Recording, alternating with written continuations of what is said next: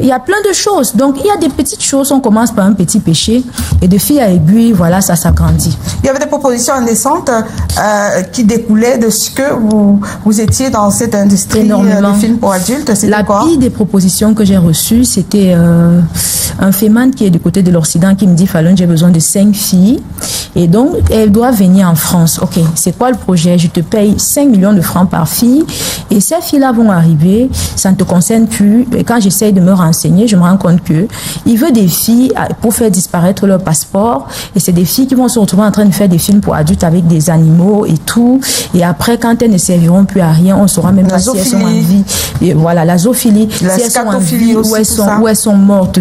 Donc, c'était la pire des propositions. Je vous assure, il y avait des gens qui me faisaient des propositions allant même jusqu'à 2 millions de francs pour juste passer une nuit avec moi. Donc, c'était beaucoup de propositions en tout cas. Je recevais en moyenne 100 à 150 messages par jour. Et ce qui m'a aussi beaucoup choqué, c'était les jeunes.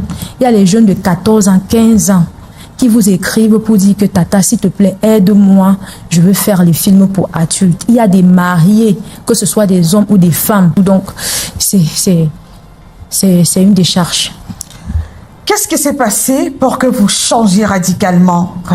Rapidement, pour qu'on passe la parole. L'appel, c'était l'appel. Oui. Je veux le dire ainsi. Je vous ai dit qu'en 2019, 20, j'étais déjà consacrée diaconesse et j'ai fui. Vous savez, lorsque vous êtes appelé, il y a des appels on ne fuit pas. Peu importe dans quelle profondeur vous allez tomber, Dieu va aller vous ramasser là-bas et il va vous récupérer. Et donc, on se retrouve en 2022 où je ne suis plus du tout à l'aise. Je ne peux pas expliquer pourquoi. Je démissionne. On me dit, mais on augmente ton cachet. Je dis non, c'est pas une question d'argent. Je démissionne sans savoir pourquoi. Je commence à être mal à l'aise avec tout ce que je fais. Et de fil à aiguille jusqu'à ce que je me retrouve aujourd'hui à l'école théologique. Oui. Et aujourd'hui, comment est-ce que les autres vous voient? Est-ce qu'on vous voit comme un paria ou bien... Au départ, beaucoup de personnes autour de moi pensaient que c'était la comédie, que ça allait s'arrêter d'un moment à l'autre.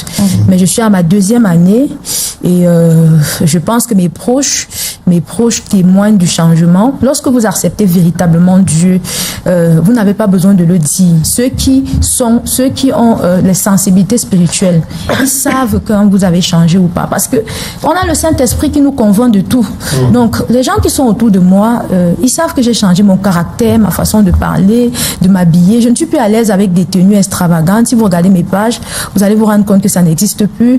La dépigmentation, un matin, je me suis levée, j'ai dit c'est bon, je veux plus me dépigmenter, je suis plus à l'aise avec ça. Qu'est-ce que vous avez fait des sextoys? J'avais soldé. Bon, après, vous avez vendu à d'autres personnes. Est-ce que c'est pas... Non, ça c'était dans les débuts quand même. Oui. Quand je commence à ne plus être à l'aise en 2023, je solde tout pour m'en débarrasser. Mais aujourd'hui, même lorsque les gens m'écrivent, vous me dites, Fallon, on en veut, je leur dis que non. C'est que je ne consomme pas, je ne peux pas te conseiller, je ne peux pas te recommander ce qu'aujourd'hui je ne consomme pas. Mais oui. Mais à l'époque, je bénis l'Éternel aussi pour les enseignements que je reçois, parce qu'aller à l'école, c'est bien pour un serviteur de Dieu, pour connaître qui est le maître qu'on sert et comment est-ce qu'il opère. Tout dépend de l'appel que vous avez. Tout dépend de l'appel. J'ai beaucoup apprécié la précision qu'il a faite en disant qu'il y a des appels qui peuvent vous coûter la vie. Moi, j'ai tellement résisté à servir Dieu que je pense, je vous ai envoyé quelques photos de moi, Aline, de 2024, où j'étais malade de la malaria et de la typhoïde. Je buvais de l'eau minérale, mais j'étais tous les jours malade. Mais le jour où j'ai accepté de servir Dieu, je vous assure, jusqu'aujourd'hui, ça fait plus d'1 an, même une simple grippe, je n'ai pas eu. Tout dépend des appels. Je veux dire que je me retrouve dans un milieu où, en fait, j'arrive, il y a tellement...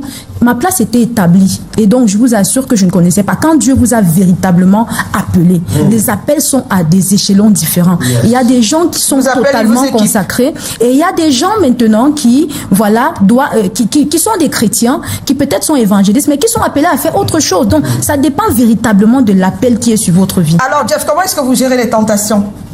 En réalité, au départ, c'était très différent. La masturbation et tout, les tentations sur le plan sexuel, mais par le Saint-Esprit. La Bible dit dans le livre de Philippiens que je puis tout par celui qui me fortifie. Je vous assure, aujourd'hui, quand je regarde un gars, je dis que c'est une belle œuvre de Dieu, mais je me sens plus excitée. C'est passé, ça. C'est passé. Donc, je pense que Dieu fait des merveilles. Hein.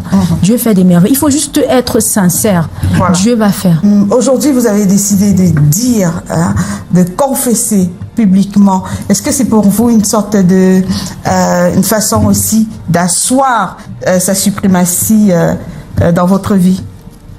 Accepter le Christ, j'ai fait des mois, je n'existais même plus jusqu'à ce que le Saint-Esprit commence à me donner cela en rêve. Je ne dormais plus les nuits parce que chaque jour je me voyais en train de prêcher, jusqu'à ce que j'accepte finalement de commencer à prêcher sur les réseaux sociaux. Yes. Donc c'est une instruction du Saint-Esprit. Et aujourd'hui, je ne peux que suivre cela. Et je pense que c'est un Dieu de temps et de saisons. Il saura comment m'orienter pour la suite. Un message pour les collègues, les gars, ce n'est pas la bonne voie. C'est une voie qui nous déshonore et qui ne plaît pas à Dieu. Et si vous persévérez dans cette voie, vous irez en enfer. Dieu n'est pas un Dieu qui juge ou qui condamne. C'est un Dieu d'amour. Et quelle que soit la vie que vous avez eue par le passé, comme moi, on a été ensemble. Je sais que quel que soit ce que vous faites aujourd'hui, que vous pensez que vous êtes rejeté, vous ne servez plus à rien. Dieu, c'est un Dieu d'amour. Et quelle que soit ta condition, il peut encore t'accepter. Et pour mes fans, j'aimerais les inviter à rester se connecter sur les pages parce que on a commencé un travail de fond. Je vois beaucoup de réactions, beaucoup qui m'envoient des messages, des témoignages en privé. Et Dieu va nous aider et on va aller quelque part ensemble. Voilà. Wow. Alors vraiment, c'est vraiment époustouflant, la famille, ce témoignage. Ceci nous révèle vraiment les réalités de la vie. En effet, donner sa vie au Seigneur Jésus, ce n'est pas l'œuvre d'un homme. Je suis vraiment désolé et c'est la raison pour laquelle je partage ce témoignage. Certains diront non, vraiment le christianisme c'est pour les blancs. Quel blanc peut changer une âme? Quel blanc peut transformer l'esprit d'une âme de telle façon? Pensez-vous que cette jeune dame a été déroutée de venir aujourd'hui sur la toile relater son expérience? Nous connaissons tous l'agenda des films pour adultes. C'est quelque chose, même les personnes qui ont été dans cette industrie n'ont pas souvent le courage de venir sur la toile et de relater leur parcours de la sorte, de relater leur histoire, parce que c'est quelque chose d'humiliant, c'est quelque chose de vraiment pas positif. Mais aujourd'hui, on peut reconnaître qu'effectivement, le salut en Jésus-Christ, c'est indéniable en fait. Ouais, c'est indéniable. Alors, elle est transformée aujourd'hui. Elle peut partager sa foi en mondo-vision. Alors, les ennemis de l'Église, ceux qui disent, oh, vraiment, les Blancs sont venus vous abrutir. Vous voyez ici vraiment les bénéfices de la chrétienté. Ça, ce sont les avantages de donner sa vie à Jésus-Christ. Et je le partage avec vous parce que nous vivons dans une société aujourd'hui où les gens ont toujours tendance à propager la négativité. Oh, tel pasteur a fait ceci, tel pasteur a fait ceci.